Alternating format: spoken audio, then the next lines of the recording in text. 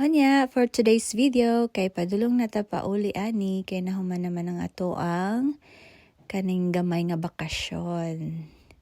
Nya mao ni ang atong maagian. So gitawag ni nila og Rogers Pass. So i-enjoy lang nato ang view guys. Dili lang nakubutangan og kanang taas-taas nga music kay makapiright ta guys. Lisod kaayo, stricto kaayo tanan. So mao na guys, i-enjoy lang nato ang view guys no. Mura ratag ka ng nagtan-aw og painting or padulong sa painting kay mura mo siya painting guys no.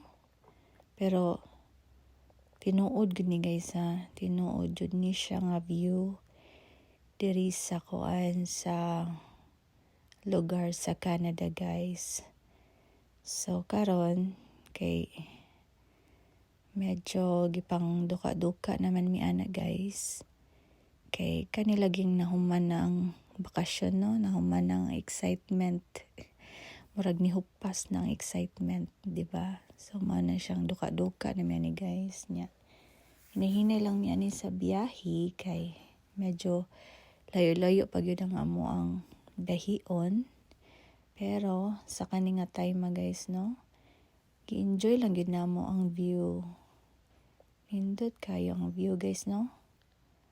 Makaana jud ka ba nga. Wow. Amazing.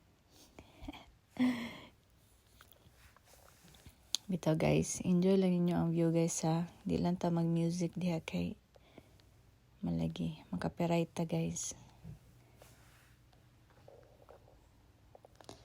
So yeah, mao na siya guys. Mga 2 minutes pod ni no. Murag taas-taas pod ni nga kaning indot kayo nga view ba. Grabe gud.